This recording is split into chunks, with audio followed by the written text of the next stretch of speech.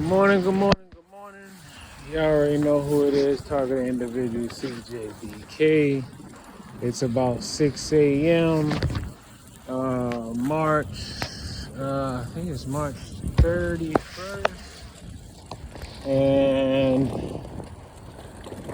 yeah, so the last few hours, the last 24 hours, 48 hours maybe, have been very interesting. I was at my girlfriend's house last night. She was kind of upset with me because I didn't come over to her house after work yesterday. And normally, I guess what it is normally when I'm working Monday through Wednesday, Monday I see her, we both work the same job. We work together on Mondays, and she goes home, to take care of her son. And she's with her family. She lives with her family. And on most Wednesdays, I would go over there, and then I'd stay with her till like Friday morning. Then I would, if I'm not scheduled to work, I usually just go home, or I might just go back to her house and go back to sleep. I picked up today's shift, but it was such it's a light shift. It's only for like basically 2 windows. 2 windows being about 4 hours of work, right? So last night there was a heavy discussion about how her and her family, they are planning to move to Hawaii. They're all planning to move to Hawaii because, well, let me break this down to y'all. Those of y'all who are targeted, and those of you who are targeted and have tried living in different places, you already know. It doesn't matter where you go, your targeting is going to follow you. It doesn't matter where you go in this world, your targeting is going to follow you. Most of you who have moved around, you know that's how it is. They follow you. And the reason why they follow you and can follow you is because they have the satellites that are constantly tracking your bioelectric signals.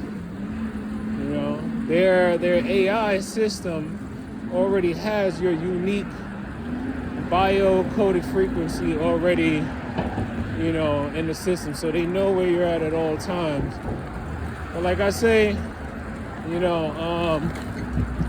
I believe that there is a chemical that is in us, or some type of material that is in us, in our bodies and in our bloodstreams, that allows them to be able to see the nervous system the way they do.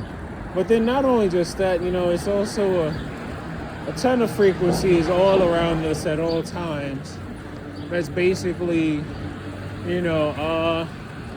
let's just say, illuminating our nervous system even more, because frequencies are basically, as frequencies, that we're passing through, like the Wi-Fi and everything. It's all digital, synthetic radiation. So as we're walking through this stuff, passing through it, things of that sort, it's our nervous system is being lit up like Christmas trees. So that's how they basically see everywhere that we are, see everything about our bodies and stuff. Our bodies are being lit up like Christmas trees because of the frequencies that we move through every day, 24/7. Right? Now, their whole thing is, we gotta leave New York because, they have a leader of a sort who's telling them that he has this information stating that, so much is going to happen in New York City, so much crime, violence, all these things are going to happen, right? Now, my girlfriend, she doesn't necessarily want to leave New York, but she's also thinking and considering her child. So she's considering even more about leaving New York to go and be with her family in Hawaii, right? Now here's the thing. She's also thinking that, well, if we're going to be together for the long term, I'm going to be with her wherever she goes. But here's the thing. I cannot leave my mother by herself unless she tells me herself, son, don't worry about me, go. You have to live your life. I'm just only going to slow you down or something like that.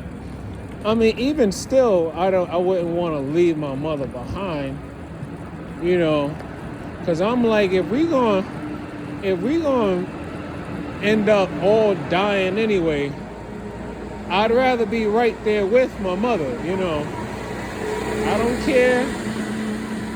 don't care what else is going on.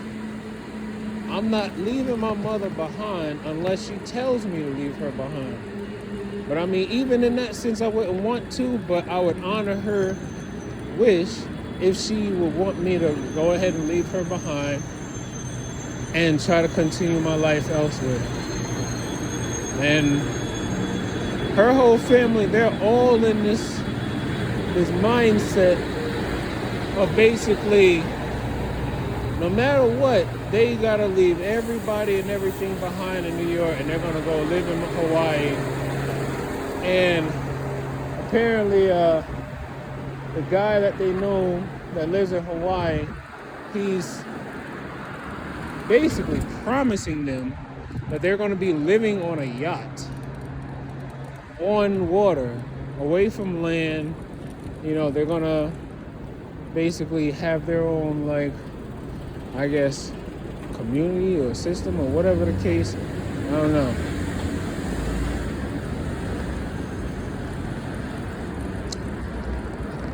I don't know. I guess I'm saying this because I'm thinking to myself, what would you do? What would you actually do? Would you leave your parents behind if you know that there's something about to go down, in your city or whatever, and we could be real about it. My mom is not the most perfect parent, but she has done a very great job, I would say, with raising me. So I don't necessarily feel like it's, a godly thing for me to just be completely selfish and just say, well, Mom, since you're not going to come, I'm just going to leave you behind. No. Commandments. 10 Commandments. Honor thy mother and thy father. They don't necessarily believe in, Christianity. They don't believe in any religion, really. They have what they call as ka culture, which goes all the way back. It's basically like an old traditional,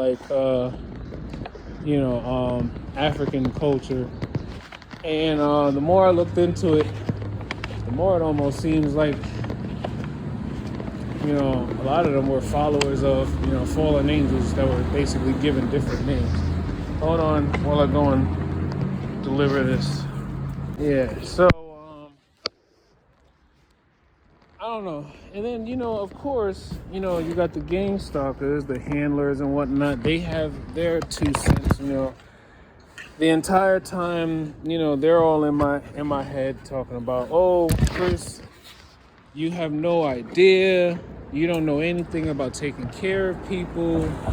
Oh, Chris, you're not responsible. You're all these negative things that basically attack my character, basically trying to dictate who I am without even seeing my works. And on top of that, I'm just like, you know what? For the most part,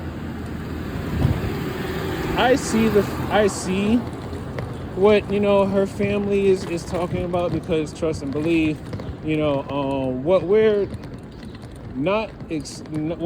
actually probably about to experience in this country at some point in the near future is what's basically happening in other countries. You know, where we're most likely going to see, you know, a lot of rioting, looting, you know, a lot of deaths, a lot of senseless violence, all the while, while, you know, people are being targeted at the same time. You're going to have to deal with the regular street criminals, you know.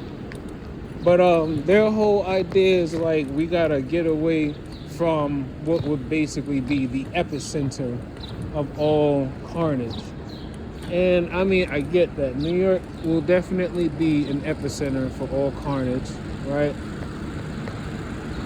And then I'm thinking to myself, well,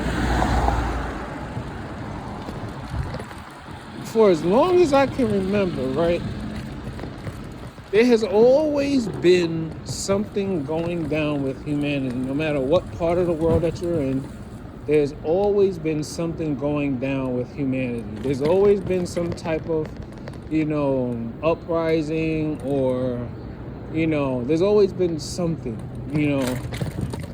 There's been cities that tumbled. There's been, you know, like, there's been so many different things. I mean, and then the way they're talking about trying to leave, right? They make it sound like New York is about to become Baghdad, you know.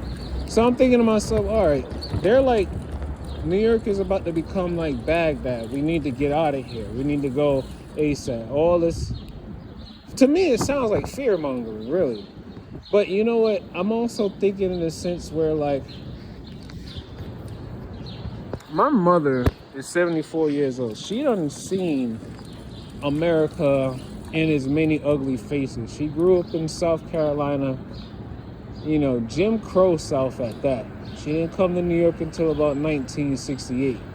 So she done seen, and she done worked around, you know, different types of racists. You know, she done worked around, you know, different types of misogynists. Well, I don't know if there's different types of misogynists, but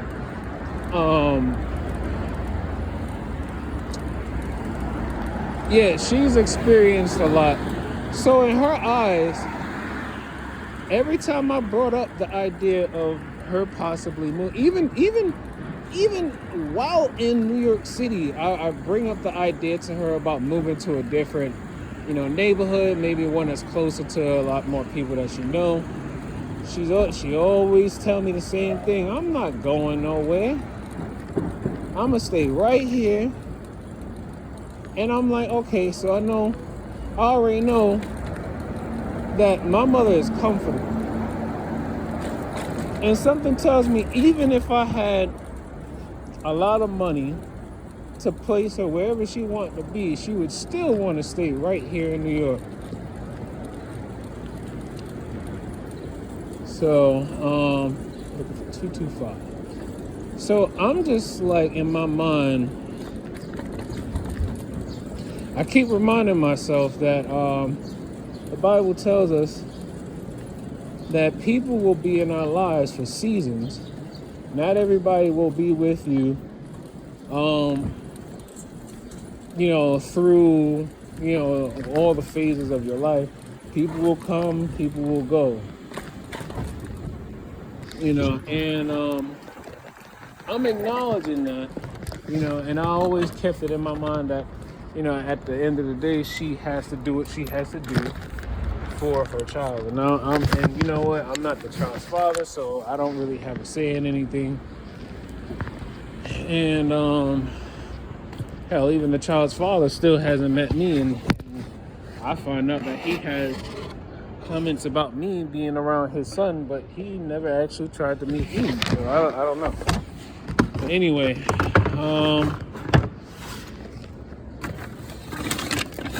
yeah, I'm just trying to understand.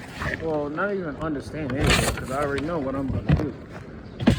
There's nothing really to understand. I'm not leaving my mother by herself unless she verbally tells me, Chris, go ahead, go and live your life. Don't worry about me.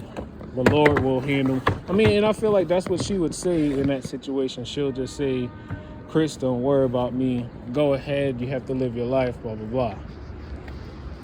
But I also see, too, that, through many TI's experience, that it doesn't matter where you go, it's going to follow you. They're going to follow. As long as they have this technology and these weapons, these capabilities, they're going to find you. And they'll just hire some people that live there to mess with you, So, and you know what, tell you the truth,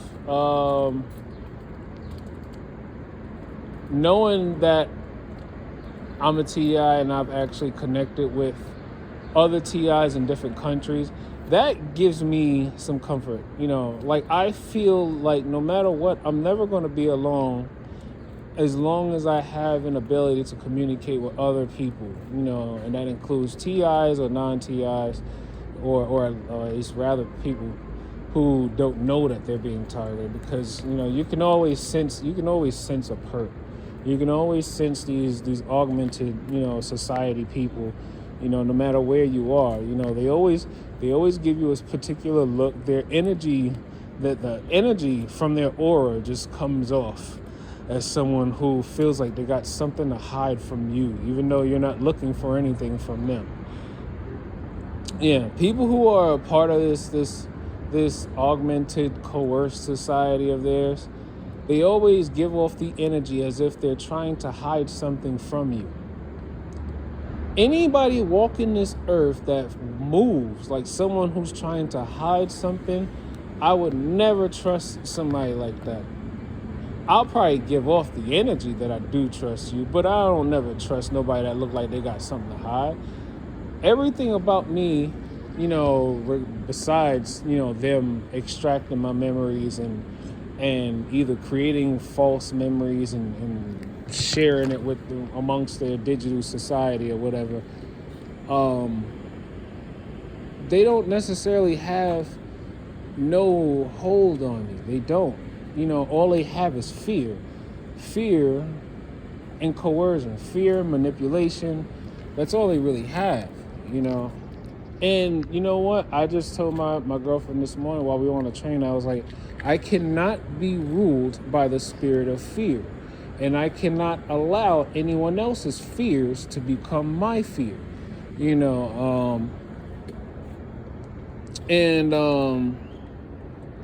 I don't know, like, see, they used to be Christian, but I mean, regardless of Christianity, it's a faith, but they don't necessarily believe in faith either. They threw all that away too. So it's like they don't really understand my place and where I'm coming from, and they say they respect my decision to basically stay and take care of my mother.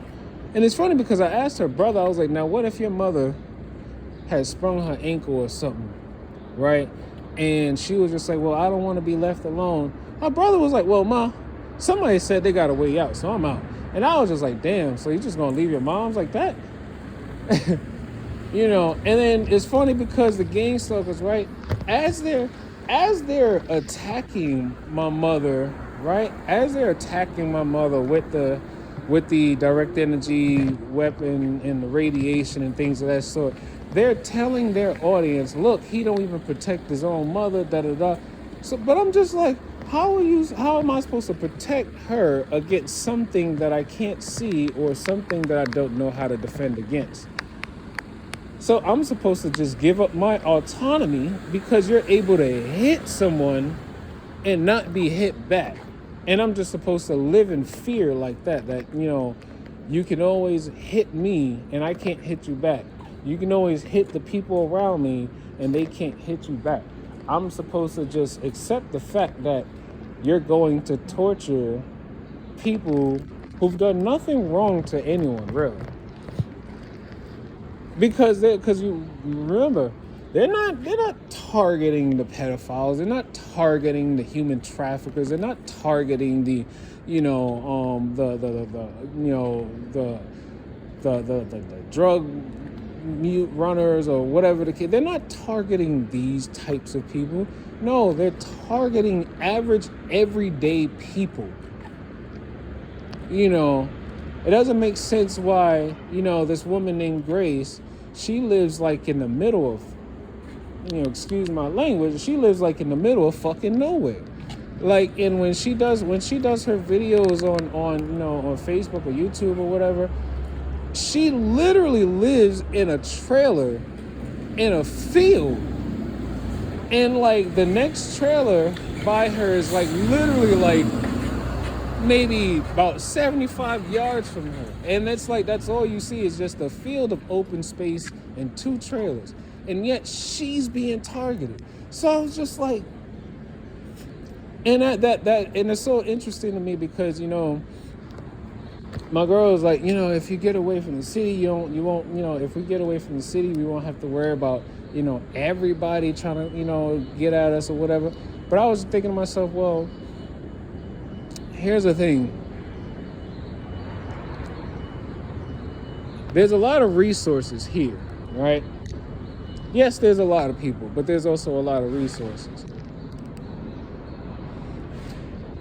I'm willing to bank on God that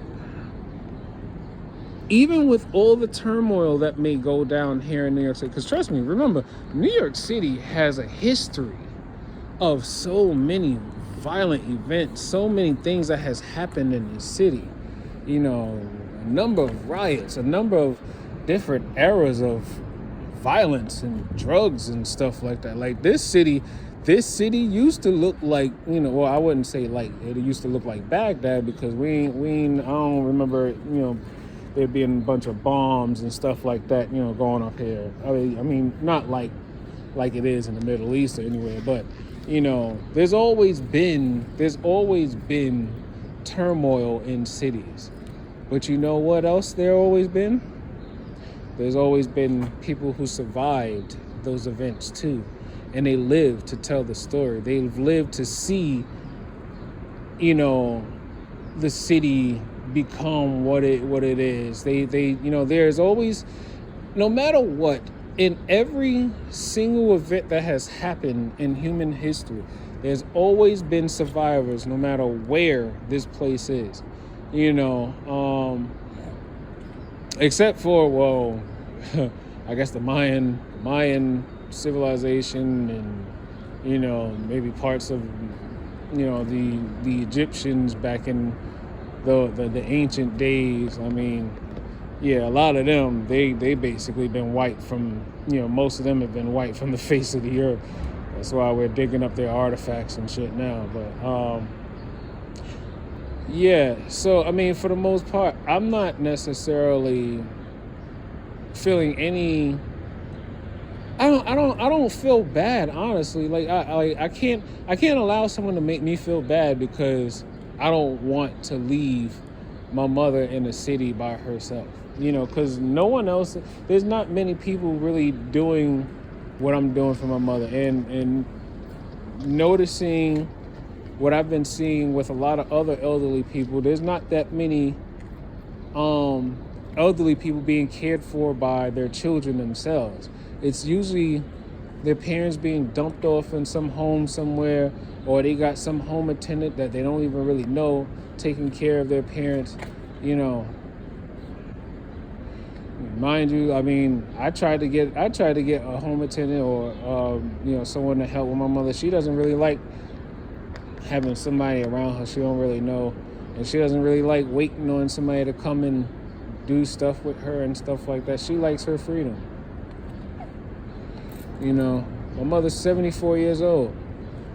I'm 34. She'll be 75 in December. So I'm just like, I don't necessarily see myself in a losing situation. I see myself in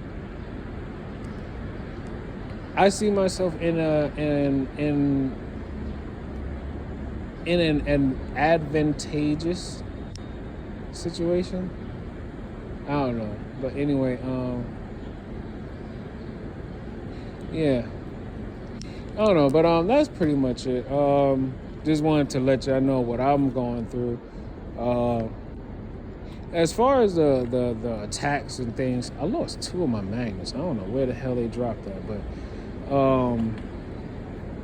yeah, I'm doing okay. They tried while I was on the train on my way here.